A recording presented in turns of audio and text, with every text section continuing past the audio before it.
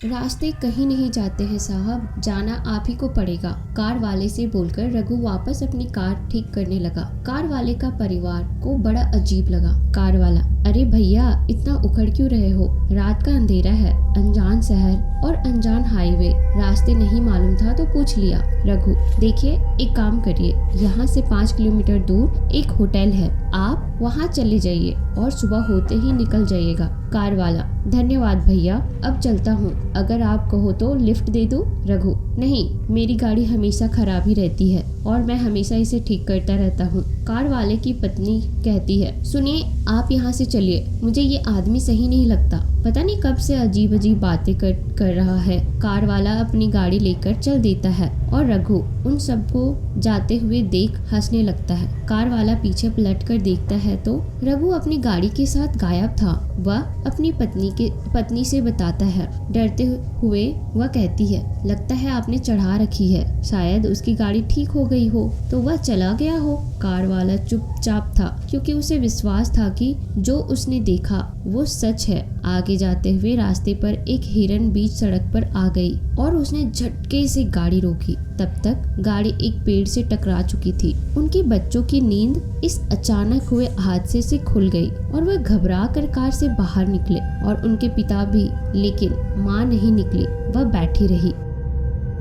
उनका पहला बच्चा बोलता है, पापा यह क्या हुआ, हिरन तो मर गया। कार वाला, हाँ बच्चों जल्दी करो, कार में बैठो, हमें निकलना होगा वरना हम फंस जाएंगे। वह सभी जल्दी से कार में बैठते हैं और कार स्टार्ट करने लगते हैं, पर कार चालू नहीं हो रही थी। वह सब परेशान हो गए और लगभग आधे घंटे तक वह अलग अलग तरीके से कोशिश करता रहा पर चालू नहीं हुआ। अचानक उधर से रघु कार से गुजरा और उनको देखकर अपना हाथ हेलो में हिलाया। कार वाला उसे चिल्लाकर रोकने की कोशिश किया पर वह नहीं रुका और वह हंसता हुआ आगे निकल गया। यह देखकर कार वाला और उसकी पत्नी एकदम हताश होकर देखने लगे और डरने भी लगे। और डरे भी क्यों ना, आखिर वो एक घने जंगलों के बीच मौजूद एक ऐसे हाईवे पर खड़े थे जहां ना कोई इंसान ना कोई वाहन, सिर्फ डरावना जंगल और उसमें से आती भयानक अजीबोगरीब किस्म की आवाजें जिसे सुनकर बच्चे डर रहे थे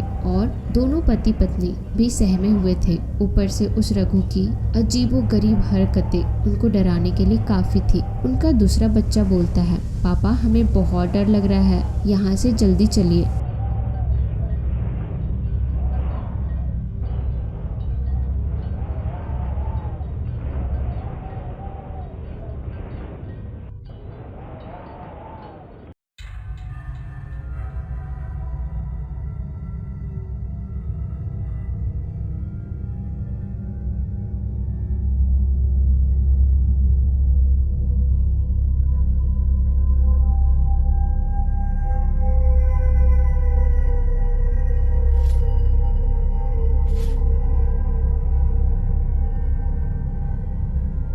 कार वाला, हाँ बेटा, कार में कुछ में दिक्कत हो गई है, तुम लोग बैठो, मैं मैकेनिक देखने जाता हूँ। सुनो, तुम बच्चों का ध्यान रखना और चाहे जो भी हो जाए कार से मत उतरना, अपनी पत्नी से कहता है। वह आगे सड़क पर बढ़ता है और सड़क एकदम सुनसान, सिर्फ लाइटों की रोशनी और अजीब आवाजें आ रही थी। वह आगे बढ़ते हुए डर भी रहा था। तभी अचानक सामने से उसे एक साया नजर आता है। उसे देखकर वह दौड़ता हुआ उसके पास पहुंचता है और पूछता है, अरे सुनो, क्या यहाँ कोई मैकेनिक मिलेगी क्या? वह अजीब साया पूरे सफेद कपड़े पहने हुए, मुंह पर ओढ़ने की तरह सर पर साड़ी लिए हुए थी। वह एक महिला लग रही थी। वह कार वाला फिर उससे पूछता है, अरे तुम बताते क्यों नहीं? अगर नहीं है तो भी बता दो। साया, बाबू यहाँ तुम्हें कुछ नहीं मिलेगा। हाँ, तुम मेरे घर चलो, मैं आज रात तुम्हें वहाँ रहने दे सकती हूँ। कार वाला, अरे रे नहीं, मुझे जल्दी है, कहकर जल्दी से भागने लगता है और वो साया उसके सर से हवा से पल्लू हट जाता है तो आश्चर्य, उसके शरीर पर सर ही नहीं होता है और वह साया गायब हो गया। कार वाला पलट कर देखता है तो वह एक साया गायब हो चुकी थी। वह सोचने लगता है कि यह उसके साथ क्या घटना घट रही है। उधर कार में उसके परिवार के साथ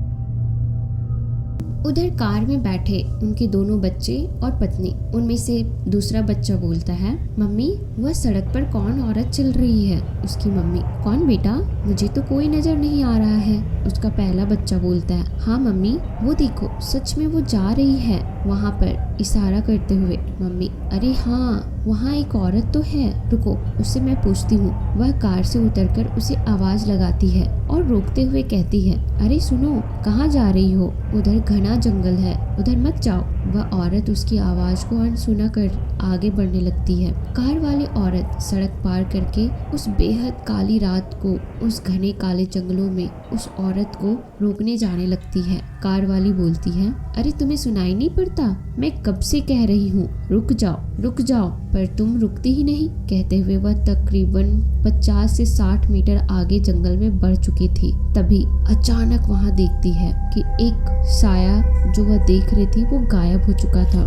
वह इधर उधर घबरा कर देखने लगती है और सोचने लगती है कि वह कहाँ चली गई। तभी अचानक से उसे महसूस होता है कि उसके पीछे कोई खड़ा है और वह धीरे धीरे डरते हुए पीछे देखती है और वह चीज गायब हो जाती है और आगे से उसके झटके से कुछ गुजरता है। वह तुरंत आगे घूमती है तो कुछ नहीं था। तभी शियार के रोने की आवाज आती है तो वह बिल्कुल डर से कांप रही होती है और उसे अपने बच्चों का ख्याल आता है कि वह तो इस वक्त अकेले होंगे। वह जल्दी जल्दी भागकर कार के पास पहुंचती है तो वह देखकर हैरान होती है कि उनके दोनों बच्चे गायब हो चुके हैं और वह तुरंत चिल्ला चिल्ला कर उनको आवाज देने लगती है और रोने लगती है।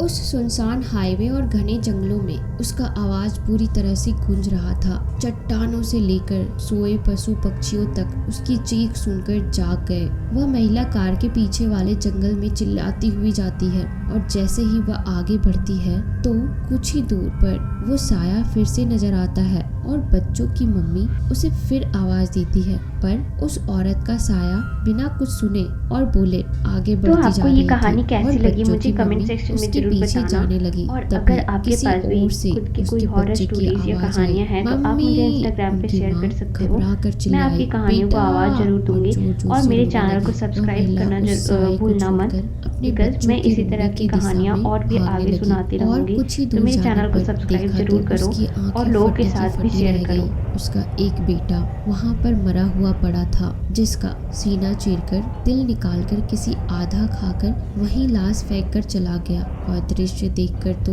वो जैसे पागल सी ही हो गई थी और दहाड़े मार कर रोने लगी। वह दृश्य देखकर कोई भी हताश हो सकता था। पीछे से उस महिला के कंधे पर कोई हाथ रखता है और वह तुरंत पलट कर देखती है तो वह उसका पति रहता है। उसका पति बोलता है, क्या हुआ, तुम यहाँ जंगल में क्या कर रही हो? तुम्हें तो कार में होना चाहिए। पत्नी बोलती है, देखिए ना ये क्या हो गया, किसी ने हमारे बेटे को इतनी बेरहमी से मार डाला। हे भगवान, ये क्या हो गया? वह कार वाला अपनी नजर उस ओर घुमाता है और वह दृश्य देखकर डर जाता है और सर पकड़कर रोने लगता है। कहीं दूर फिर उसके दूसरे बेटे की चीखने की आवाज सुनाई देती है और वह सुनकर कार वाला कहता है कि जल्दी चलो वरना हम दूसरे बेटे से भी हाथ धो बैठेंगे। जल्दी जल्दी वह दोनों आवाज की दिशा में बढ़ते हैं। कुछ दूर जाने पर उसके कपड़े नजर आते हैं और उसे देखकर घबरा जाते हैं और वहीं बैठकर रोने लगते हैं। तभी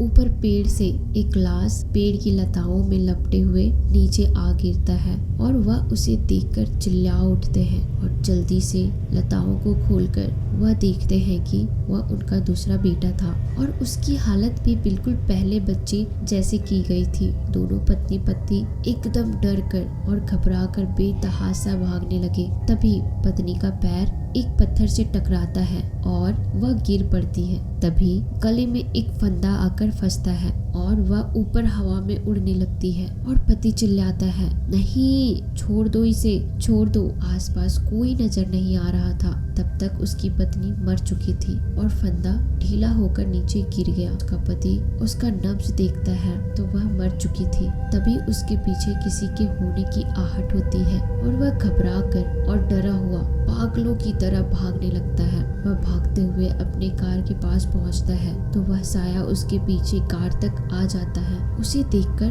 वह फिर सड़क की ओर भागता है और जैसे ही सड़क के बीच में पहुंचता है उसे एक बड़ी गाड़ी उड़ाते हुए चली जाती है। इस तरह से सारा परिवार एक ही रात में उस हाईवे पर घने जंगलों में मारा जाता है।